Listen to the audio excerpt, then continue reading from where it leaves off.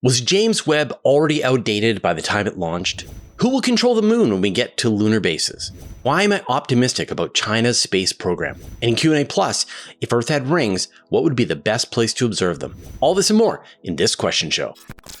It's time for the question show. Your questions, my answers. As always, wherever you are across my channel, if a question pops in your brain, just write it down. I'll gather them up and I will answer them here. All right, let's get into the questions. Grumpy British Bean. We know space missions can take years and years to develop, and some even longer to reach their destination. How old is the technology in some missions compared to today? Is James Webb already out of date? So there are missions that are operating that are almost 50 years old, right? Look at the Voyagers. So, the technology that was developed for the Voyagers, which launched in 1977, so it was probably developed in the 60s, and it's still operational. So that's kind of amazing. Is James Webb out of date? So not exactly. The way this works is that when computers go into space, they are susceptible to cosmic rays. And the cosmic rays can do damage. They can flip bits on RAM. They can sort of fry components. And they're more susceptible the thinner the transistor size. So on our modern phones, computers and stuff, we're down to like 3 nanometers. And those are very fragile in space. So instead, you want to go with older technology, stuff that is in like 10 nanometers, 12 nanometers, and that a lot of this stuff has been proven to work in space. Now, it is not as advanced. Like James Webb has less computing power than your phone, probably. But if you sent your phone to space, it wouldn't work very reliably for very long. And so people who are working on space missions are less concerned with the latest and greatest, the hottest technology. Their concern is this thing going to work for the duration of my mission to fulfill the instruments that are attached to it? It's more about the size of the LCD that's attached to the telescope. Is the computer fast enough to be able to handle that? Now, the largest camera ever made is on the Vera Rubin telescope, and it's a brand new telescope, right? It's a gigapixel camera. No one's got a camera that big on their phone or on their computer today. Maybe they will in 10 years. I don't know. But no. So in general, it's sort of like it doesn't make sense to ask if the technology is outdated. The technology is space hardened, is proven to be reliable in space, and that's what people are looking for. Now, there's other stuff like CubeSats, smaller satellites that are designed to only work for like 6 months, a year. And in some cases, they actually use repurposed cell phone components to be able to do that. So, but like in general, the thing that's most important is the reliability of the computer. Sid Vicious, I noticed you're more optimistic about the Chinese space program recently. Why is that? Is that a result of the US government budget cuts in space exploration? I don't think I've been more or less optimistic about the Chinese space program recently. I would have to go back and look at my reporting, but my experience with the Chinese Space Agency is they have a long-term plan. In some cases, they have a decades-long plan, and they have a bunch of milestones, and they hit their milestones. It's kind of boring, right? That they built the Chang'e series that was going to the moon. They retrieved samples from the surface of the moon. They retrieved samples from the far side of the moon. There's going to be Chang'e 7, Chang'e 8. Chang'e 8 is going to do 3D printing and in situ resource utilization on the moon. They've got Tianwen. They've got to Mars, as well as now to an asteroid. They've got their space station, and now they're preparing their plans to bring humans to the moon by 2030. And they've got 2 new versions of the Long March rocket. They've got their lander, and they've got a crew capsule, and both of those are now in testing. So everything is proceeding according to plan. Which has been laid out. Like, you can go to various Chinese websites and Chinese state-run websites, and you can download their long-term plans for sending missions to the moon, and they just hit their milestones. So that is completely independent from what's happening from the United States. And it's not like what's happening in the United States is changing what's happening in China. China is just following their plan. And the United States is in a state of uncertainty right now. And it's a totally different thing. They are independent vectors. They are not related to each other. Now, I think that they're going to become more related to each other as obviously people are getting concerned that China is going to get to the moon before the US returns to the moon if there's some problem with the Artemis 3 mission. But that's like an artificially engineered space race where none exists. The space race was already won. The US got to the moon 50 years ago first, put the flags, had the footprints. That's over. So there is no new space race to the moon with China. So no, I don't think my reporting has changed at all. Nuitaqui. I've seen a lot of creators saying that the first country to establish a base on the North Pole of the moon will essentially control the moon from a resource extraction perspective. That's not true at all. If you set up a base on the moon, you've got one tiny little base on the moon, and that anyone else can come and set up another base on the moon and extract resources. And it's not like you can defend the moon from your little base on the moon. And if you do try to defend your base on the moon, you're going to have to deal with the real world implications down here on Earth for you being a jerk over on the moon. Right? Like, as long as a country has obligations and interactions here on planet Earth, it is beholden to the international community. And so it can't just act like a jerk and expect to get away with it forever. So no, absolutely not. And even if you did get to the moon, and even if you did extract resources, you'd be doing that, losing enormous amounts of money for a very long period of time. So no, we have nothing to worry about from somebody planting a flag on the moon and saying, I own the moon. The Outer Space Treaty, which all of the nations that are relevant have signed, says you can't own the moon. So they are violating the Outer Space Treaty. And that is a treaty signed by them here on planet Earth, and that there is an international community that will hold them accountable, especially if they are a military threat or are running away with some economic discovery on the moon. As long as they have banks, as long as they have imports, exports, as long as they have trading partners, then the countries of the Earth have all the leverage they need to turn the screws to get them back in line.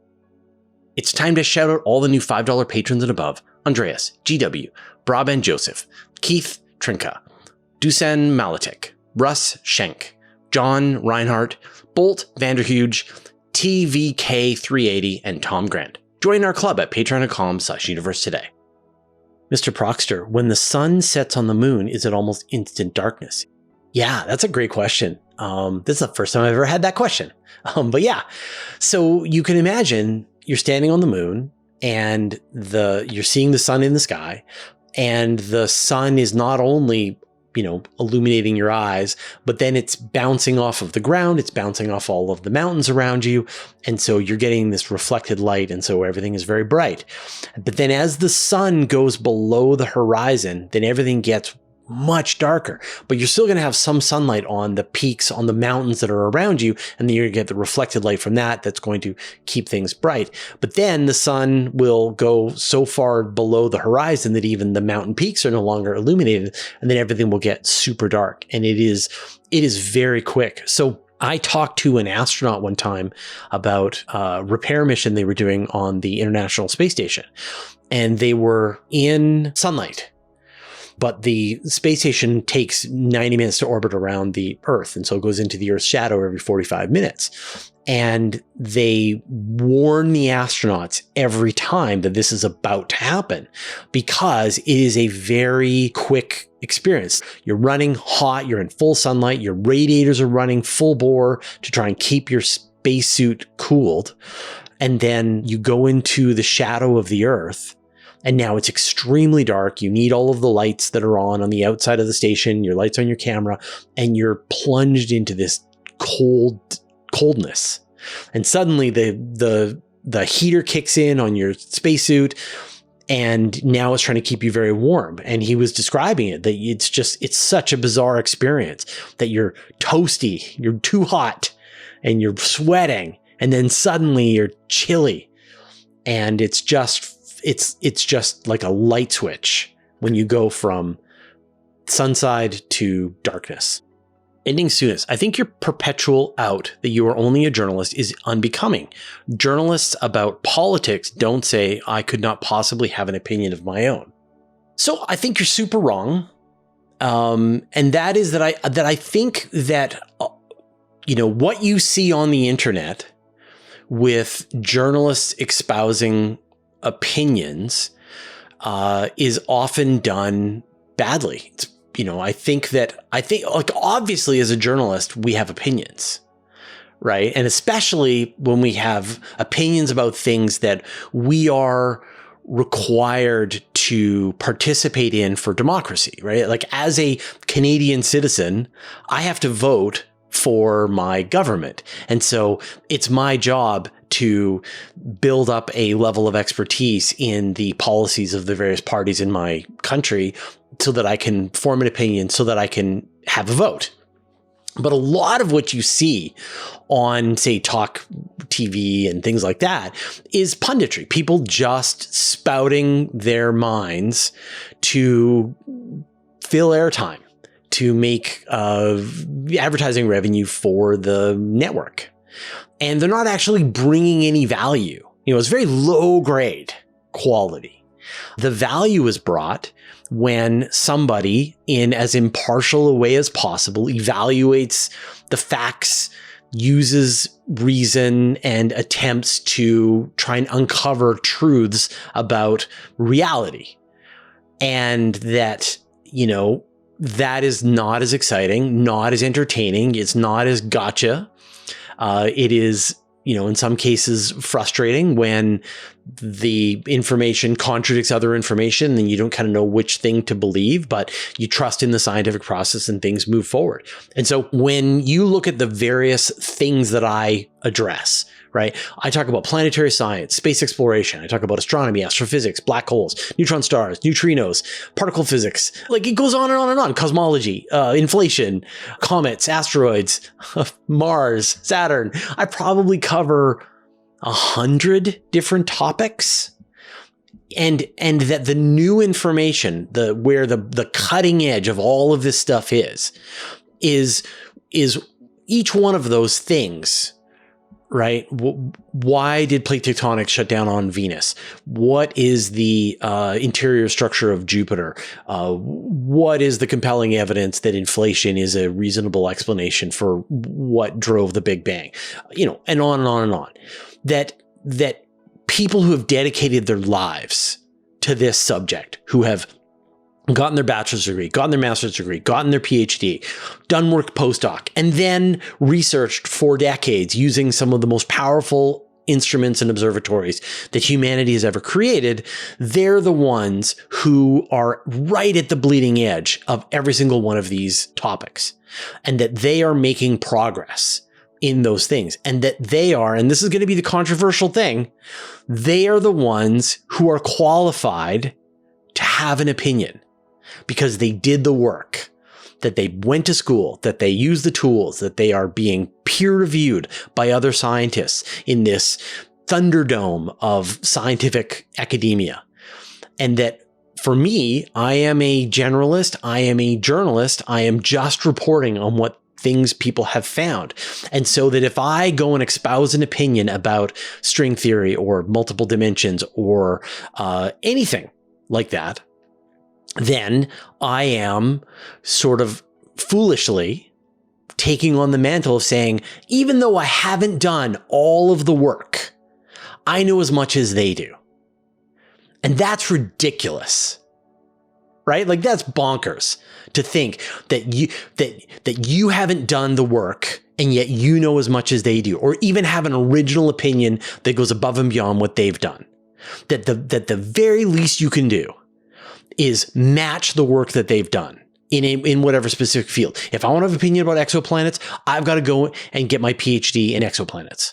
If I want to have an opinion about cosmology, about which theory I think is the one that's best, I need to actually be able to do the math and look at what the math is telling me to be able to understand the consensus opinion. And that to jump right to, I don't really know very much, but I have an opinion, is very short-term thinking. And this is what's got us into this problem, this situation. And so, yeah, I think it's perfectly fine. It is not unbecoming of me. I think that it is a standard that I wish more people would hold themselves to, is to say, hey, I don't know very much about that, so I'm going to withhold judgment. And instead, my shortcut is I'm going to trust the scientific consensus. I'm going to assume that the people who have dedicated their lives to studying this thing, who battle and fight with each other, who are watching for anyone to make a mistake so that they can pounce upon it and highlight it, they are probably the ones best to listen to for this opinion. And that the thing that I should do is spend the time to understand their opinion so that I can communicate it and I can participate in it, right? But not to think that I have a better idea. It's crazy. And, I think we all have expertise in various fields. And like, I don't know what you're good at, but my guess is that you're the best in the world at a few things. Like it could be speed running a video game. It could be doing some kind of craft project. It could be cooking something, whatever it is. It could be knowing your town. And that anyone who comes, who is like on the other side of the internet, is playing GeoGuessr and is looking at pictures of your town and is espousing opinions about your town, you're going to go, that's ridiculous. You have no idea what you're talking about because you haven't experienced what I've experienced and formed the opinions that I have through expert practice. And so, no, I think I would place a lot of our current crisis in people not trusting experts, distrust of authority, on not distrust of authority. To hell with authority, right? Let me be clear. Expertise, the sort of attack on expertise, is coming from people who have decided that they're an expert at something without actually doing the work to become an expert. So no, I 100% completely disagree with you. Did you know that you can watch the same video with no ads and get a bonus question over on Patreon completely for free? We call it Q&A Plus. And this week's bonus question, if Earth had rings, what would be the best place to observe them? And I will put a link in the show notes. All right, those are all the questions that we had this episode. Thank you, everyone who put your questions into the YouTube comments, everybody who joined me for the live show. Now, as I mentioned earlier this week, the live show time is going to be sort of up in the air while I'm on the road, but I plan to keep doing this from on the road. That's like I need to be able to continue doing my job, even though I am traveling. So yeah, we will have that coming up at some point. Now, I'm going to chat about a new show that I am already pretty obsessed with. But first, I'd like to thank our patrons. Thanks to Abe Kingston, Bear Lake Roofing, Brian Bodie, Caradwin, Chuck Hawkins, Commander Balak, Cy Nelson, Dark Finga, Dave Verbath, David Giltonen, David Matz, Evan Pro, Greg Peely, James Clark, Jeremy Maddern, Jim Burke, Jordan Young, Josh Schultz, Marcel Smits, Michael Purcell, Nordspace, OneStepForAnimals.org, Paul Robach, Rinkaidu, Richard Williams, Sean Sargent, Stephen Fowler-Munley, Team 49, Telescopes Canada, and Wolfgang Klotz, who support us at the Master of the Universe level. And all our patrons, all your support means the universe to us. So there's a new show on Apple TV, and I am really enjoying it, and it's called Pluribus. And this is a new show created by Vince Gilligan. And Vince Gilligan, you might recognize his name. He was the creator of Breaking Bad, creator of Better Call Saul. And you might not know, but he actually worked with the X-Files. And so he kind of has this more science fiction background as well. And that's exactly right for the new show that is on Apple TV called Pluribus. Now, I'm going to give some mild spoilers. So if you just want to go into it sight unseen, which is what happened to me, then just stop watching now, go about your business. But if you want to get the gist, if you want me to give you the pitch on why I think this is a great show, continue on. So the gist of the show is that there is a piece of DNA code that is transmitted to Earth by aliens. And when humanity runs the code, it creates a virus that connects all of humanity into a single hive mind. And the main character of the show, Rhea Seehorn, she's from Better Call Saul. She is not connected. And there's like another 10 people in the world who are not connected as well. And so they're kind of having to interact with this hive mind that is in the process of reshaping the planet to its new needs. And it is very kind and very easy to work with, and it just wants you to be happy. And yet it is this alien entity now that has consumed all of the minds and the personalities of everybody that she ever knew. And it's a very interesting, like like maybe Futurama dealt with this once. And I'm sure it was in Rick and Morty, but just in general, I've never seen sort of like a nice sci-fi treatment of this idea. And, it has these kind of existential questions about, is it okay for a new version of humanity? And I think, as we move into this time of artificial intelligence and we're dealing with, the rapidly growing capability of this sort of alien entity that we're growing here on planet Earth, and we're having to interact with it, what does that mean? What does it mean to interact with a new life form? And so far, there's only 2 episodes at the time that I'm recording this.